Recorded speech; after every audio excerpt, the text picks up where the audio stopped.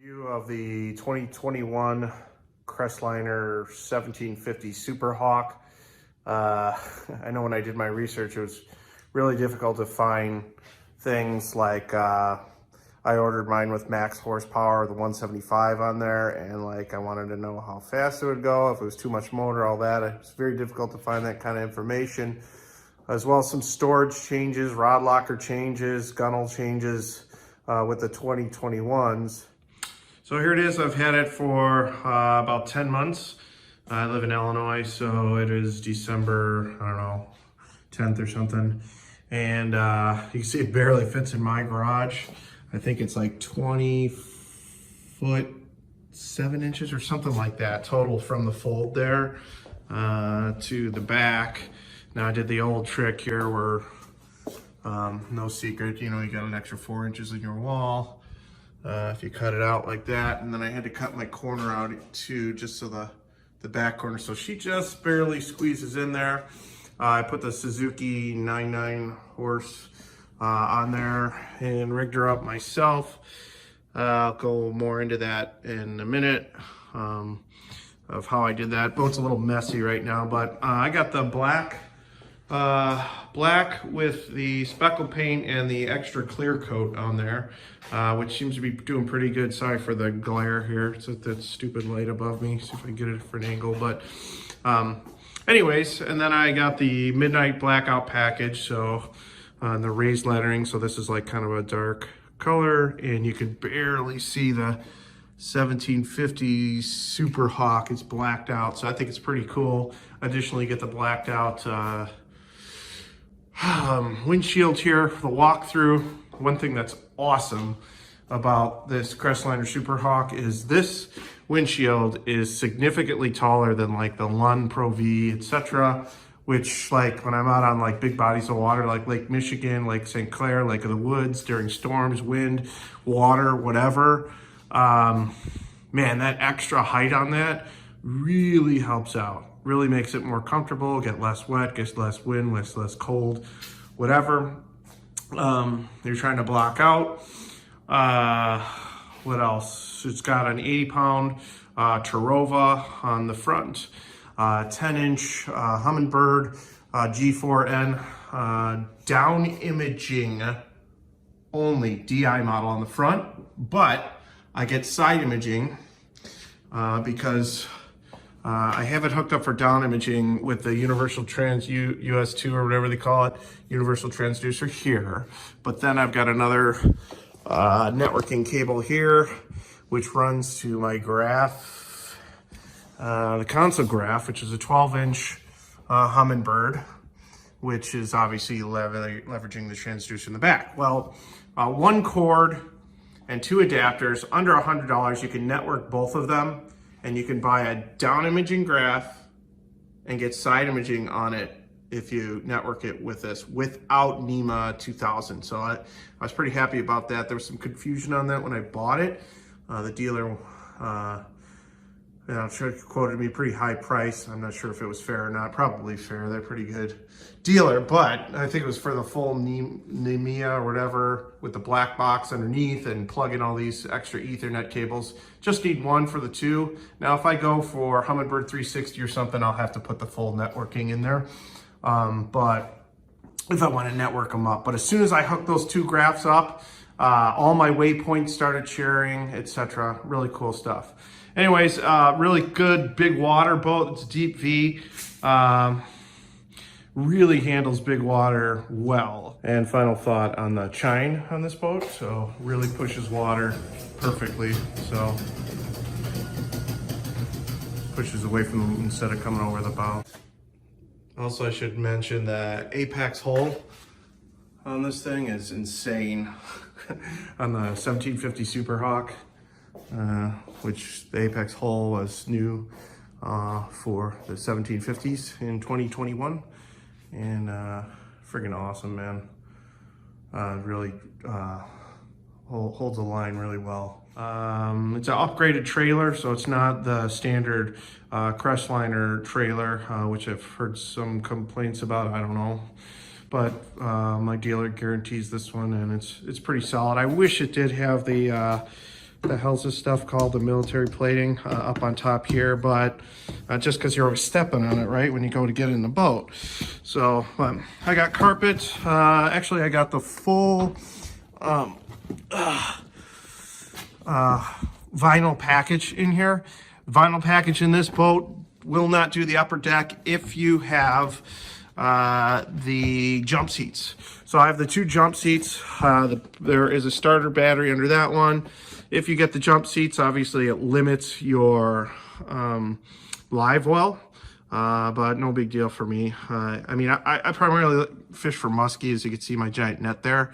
Typically, I revive them in the water, not in the live well. But when I go walleye fishing and bass fishing and stuff, perch fishing, plenty of room in there for what I catch. And this is some of the launches are frozen this time of year, obviously. But there's the motor.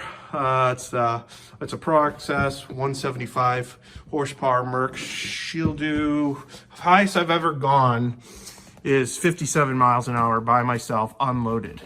Half tank gas. Usually I get about 50, 51 miles an hour with, you know, a heavy partner over, you know, 200 to 250 and loaded up with heavy musky lures. For sure, I'm over 50 miles an hour with the 175.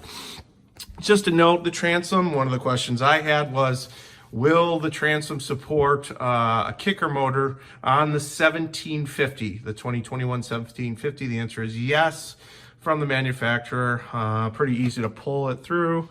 The one thing is it's not quite set up for kicker motor. So you'll notice, like, my buddy has a Lund Pro V, and you know, they both fit on that panel, both his kicker motor remote and the main motor remote. For me, I mounted it down here. I actually have it covered up so it doesn't get scratched, but freaking awesome remote that comes with the Suzuki. But I mounted it there. And then it actually has to pass through here. You know, that's the only thing I don't really like, but not that big a deal. The way I got to run the cables on there, because the gunnel is open for storage here. The other gunnel, this is interesting. One of the questions I had was, if you don't put the rod mount, there's like little holes in rod tubes you could put up the gunnel on the left side. And, you know, I did not do that. And because I wanted to put my musky rods up in there, which are 9 foot long. You know, because it says, oh, the longest you can put in here is, I don't know what they say, 6 or 7 foot or something like that, right? All right, so a couple of facts. One, you could fit an 8'6" rod in these 2 center ones if you poke through the back. All they do is the same thing that Ranger does and Lund does and Crestliner, and you can just punch off that plumber's tape, and then basically have access underneath there, a little extra room.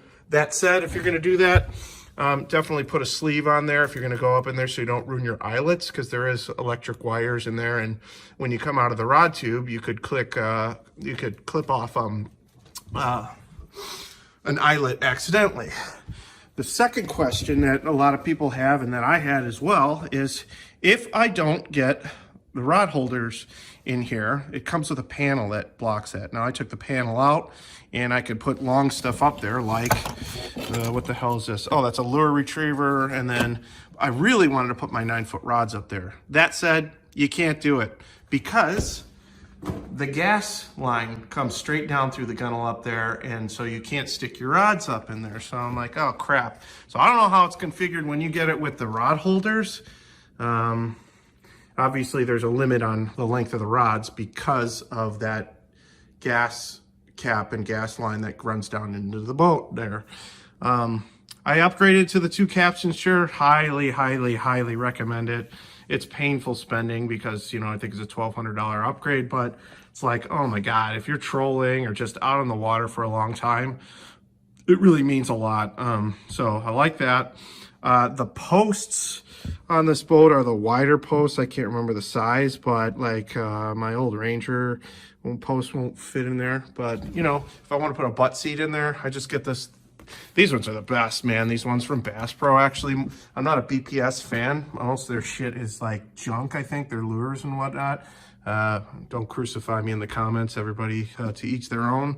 But, you know, it's the wider post, and I use that butt seat when I feel like an old man, and I could put one in the center or these two here. Now, the reason I needed a Super Hawk was because we're a pretty active family. So I do have the Skeeto pylon that goes in there. Oh my God, that thing's freaking solid. Goes all the way up over the motor. And you can ski, wakeboard, tube, whatever. It doesn't hit the motor. That said, what was I going to say about it? Oh, that 175 will pull, like, it'll get you out of the water real easy. I'm like 210 pounds. And if I'm slalom skiing, I had a 115 Merc at one point, which is underpowered for any freaking boat, in my opinion. But barely, oh my God, it was so hard to get out of the water. With this thing, I pop up in a second. So I really like that a lot. And then the jump seats are good for when the family is in the boat. Sorry, again, that's just a bag of salt there, but the jump seat is under there. And what else? I don't know. Oh, so back to the rods.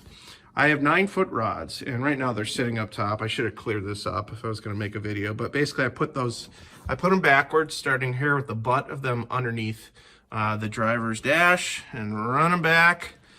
And then I just take a little cord here, and I, you know, secure them tight to the end. So if there's someone fishing on the back deck, the rods are still, they stick out like that, but they're up against the gunnel, and your feet basically go under them, which is not a problem there. And then the other thing is, you know, the footholds are really cool in this boat. I have a full enclosure, but these toe kicks, you know, you stick your feet under there, and you're really secure on those. Like my dad's older, he fishes in the boat. He puts his feet under here. He likes to fish in the bottom of the boat because he's not real secure up on top of decks like he used to be. Sticks his feet under the toe kicks, and really good stuff there. Here's another view of the paint. It's really cool. Even the dealer was surprised when it showed up, and it had like that fleckle in it. Flecks of speckled flecks in the paint. The tongue twister there. In terms of the other question I had was, what the hell am I going to use to put my rod holders up? And so basically what you end up doing is buying these metal attachments. You can get them at Home Depot, or you can get them on Amazon, both online. And then you're going to have to drill your holes. I use Scotty Ocean, whatever they're called. What the frick are they called? Something, God, I can't remember. But anyways, just plug in my rod holders there, and boom, I got they're adjustable. Each one of them comes with a little Allen wrench that's actually in the metal mount. And so these get to be pricey. I mean, after you put in the cost, I've got six of these, plus the whole rod holders. I mean, it gets to be pretty pricey. There's another one in the back. So I do 2 in the back, or it's 2 on one side, 2 on the other side, and then 2 up front. Okay, I liked vinyl because it's easy cleanup. I catch a big muskie and it starts shitting all over my boat or whatever, I can clean it up, wipe it up, you know, blood, you know, all that stuff. The one thing I could criticize on this boat is, everybody knows this, is the storage space is not the most waterproof. So basically you can see their water can just run in. I installed this little, you know, rubber gasket around the side. I still need a caulk right in there, but that definitely helps. But it's still going to get a little wet in there, so make sure that anything you're storing, you know, put it in waterproof bags, and then you should be good. And then, as always, if you get wet, you're in the rain, dry out your boat. Don't just leave it or it'll stink, obviously. And storage, also storage in the front. I'm about to go on a trip here, so I'm pretty stripped down. I took a lot of stuff out of the compartments in case some a-hole decides to break into my boat. So I'm only bringing what's necessary, and I'll take all this stuff and store it in my truck at night. But so there's the Humminbird. And again, the midnight package, you get the blacked out cleats and the blacked out windshield, and I think I think that's it. I think that's the main questions I had were like, what were the speeds? What's the main speed of this thing? And, you know, with a 175, and man, it's got some freaking balls when you're by yourself. Like I said, I hit 57 is my fastest, with the wind at my back too, right? So just manage your expectations, but for sure you can hit 54, 55 by yourself. And, that's it. Pretty satisfied. This is a killer boat. It's the third boat I've owned, and super happy with it. So all right, happy